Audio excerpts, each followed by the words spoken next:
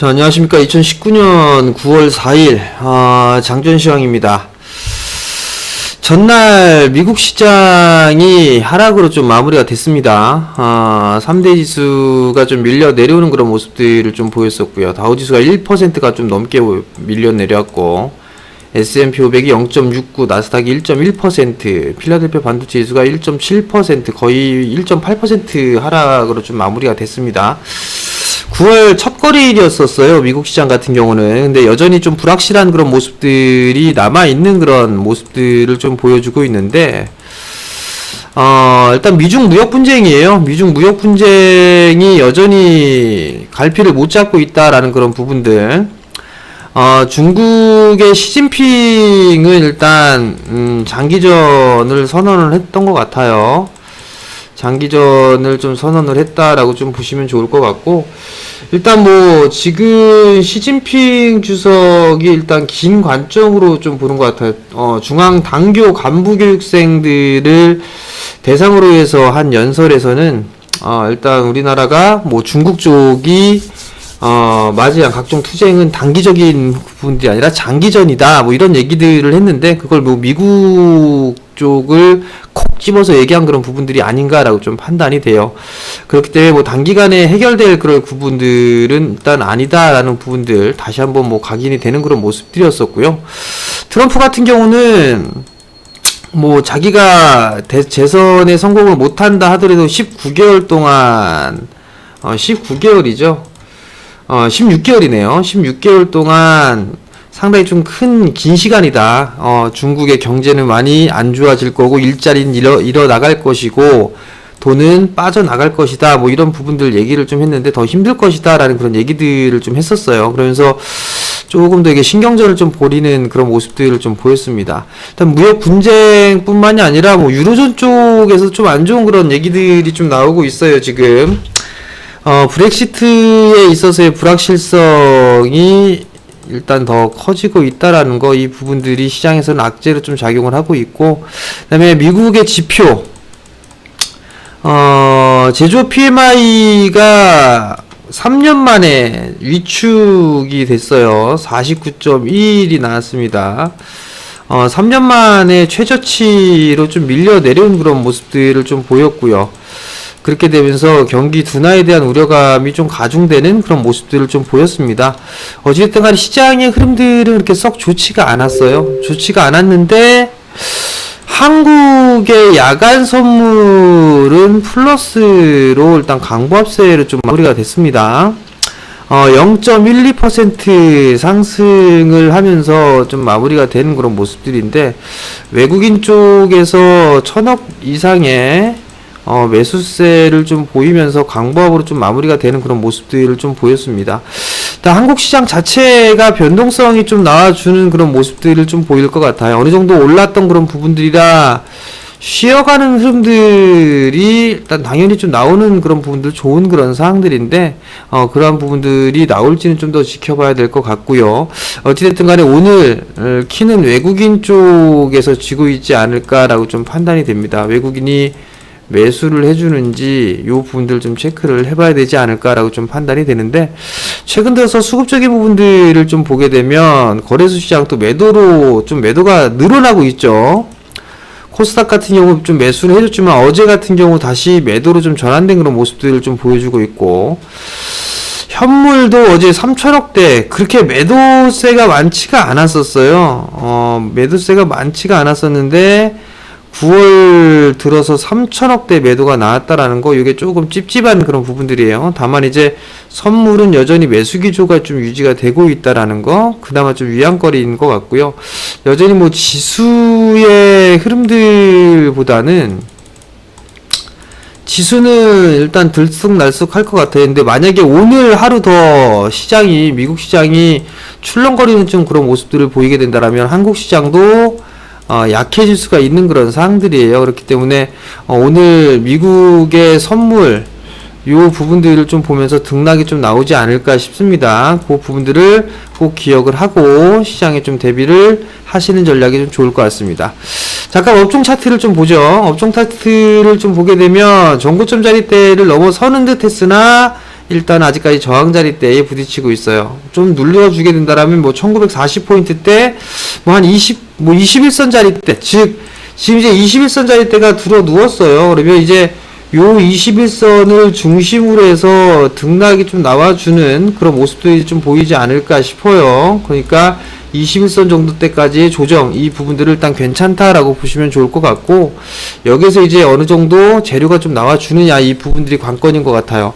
아무래도 유럽 쪽에 있어서 이 지금 통화 완화 정책을 좀 취하지 않을까라고 좀 판단이 되는데, 다시 또 돈을 풀어낸다라고 하는 그런 부분들은 시장에 있어서 오히려 좀 괜찮은 그런 부분들이지만, 침체에 대한, 이 경기 침체에 대한 우려감, 이 부분들이 여전히 조금 남아있다라고 좀 보셔도 좋을 것 같고, 장단기 금리 차이가 역전이 되고 난 이후에 좀 계속적으로 벌어지는 그런 모습들이 일단 부담 요인으로 좀 보시면 좋지 않을까 좀 판단이 됩니다.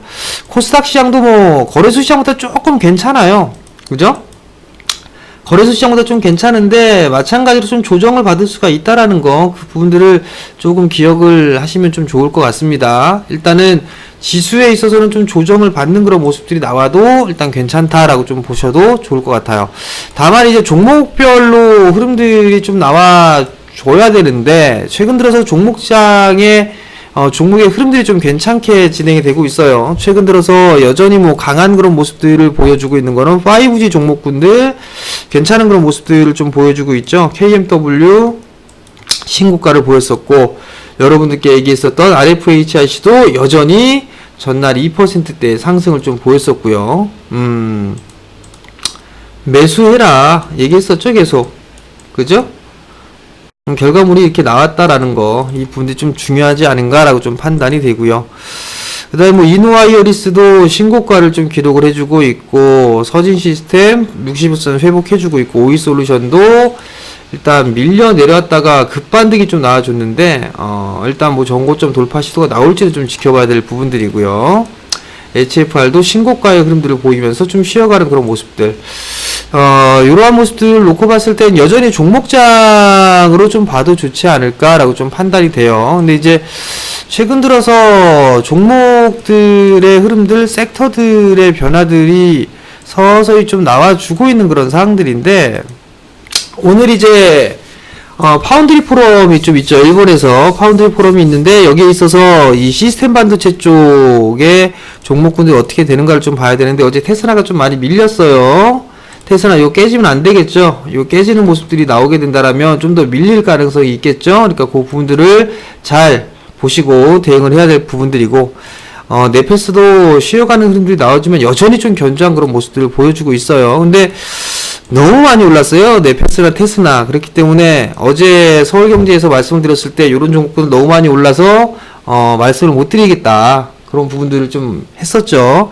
다행히 뭐 테슬라 같은 건 피해가는 그런 상황들이고, 실적이 안정적으로 나올 수 있는 부분들은 이 DB 하이텍이나 SFA 반도체인 것 같은데, 오늘 SFA 반도체를 조금 봐봐도 좋지 않을까라고 좀 판단이 되거든요. 과연 이제 21선 돌파 시도가 좀 나와주는 그런 모습들이 좀 전개가 되는가, 그 부분들을 좀 체크를 해봐야 되지 않을까라고 좀 판단이 됩니다.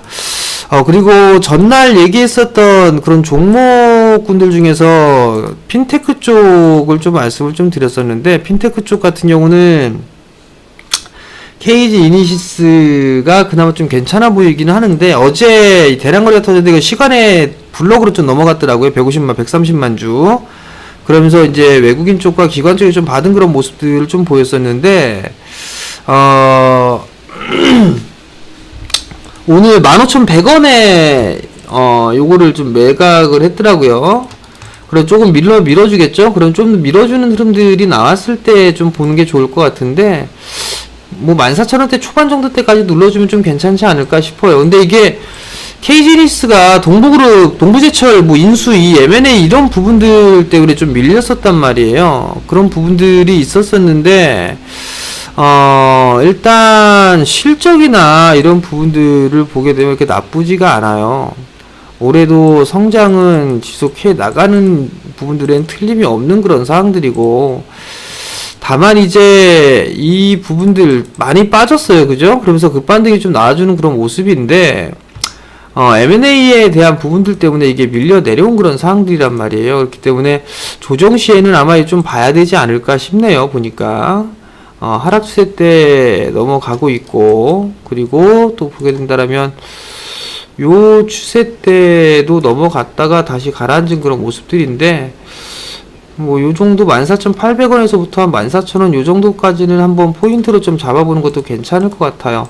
실적이 여전히 좀 좋은 그런 모습들을 좀 보여주고 있기 때문에 나름대로 좀 괜찮지 않을까 싶거든요. 그러니까 요런 정도는 좀 봐도 좋을 것 같고, 여전히 종목군들 같은 경우는 계속적으로 반복적으로 말씀드립니다. 지금 현재 성장하는 섹터 앤드 성장할 sek터, 요 구분을 해 놓고 봐야 된다라는 거, 그 부분들을 좀 기억을 하셔야 될 것 같아요. 성장 중, 성장 예정, 요거를 구분을 해서 단기 N 추세 요렇게 끌고 가는 거. 이 성장 예정 기업 같은 경우는 줍줍 모아야 됐죠? 모으면서 추세, 시세를 먹기 시작하게 되면 나름대로 좀 괜찮은 그런 모습들이 좀 나올 수가 있단 말이에요. 요 포인트로 잡으면 될 것 같고, 오늘은 미국 시장이 오늘 한 번 더 밀리면 한국 시장 좀 출렁거릴 수 있어요. 그러니까 오늘은 가급적이면 내동매매 좀 하지 마시고 좀 편안하게 좀 시장의 흐름들을 좀 지켜보면서 대응을 해 보셨으면 좋겠거든요. 그러니까 그 점 좀 참고를 하시고 여전히 종목장에 좀 포커스를 맞추자라는 의견 드리도록 하겠습니다. 자, 오늘도 선곡 투자하시고요. 저는 내일 다시 뵙도록 하겠습니다.